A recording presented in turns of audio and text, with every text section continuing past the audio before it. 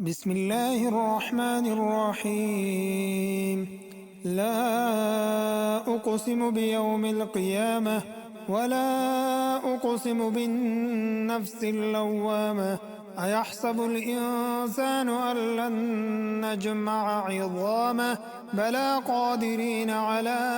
أن نسوي بنانه بل يريد الإنسان ليفجر أمامه يسأل أيان يوم القيامة فإذا برق البصر وخسف القمر وجمع الشمس والقمر يقول الإنسان يومئذ أين المفر كلا لا وزر إلى ربك يومئذ المستقر ينبأ الإنسان يومئذ بما قدم وأخر بل الإنسان على نفسه بصيرة ولو ألقى معاذيره لا تحرك به لسانك لتعجل به إن علينا جمعه وقرآنه فإذا قرأناه فاتبع قرآنه ثم إن علينا بيانه كلا بل تحبون العاجلة وتذرون الآخرة وجوه يومئذ ناظرة إلى ربها ناظرة ووجوه يومئذ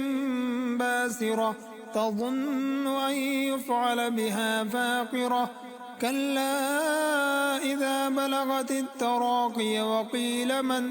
أراق وظن أنه الفراق والتفت الساق بالساق إلى ربك يومئذ المساق فلا صدق ولا صلى ولكن كذب وتولى ثم ذهب إلى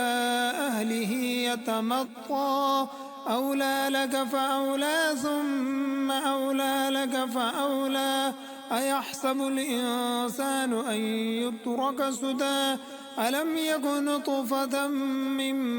مني يمنى ثم كان علقة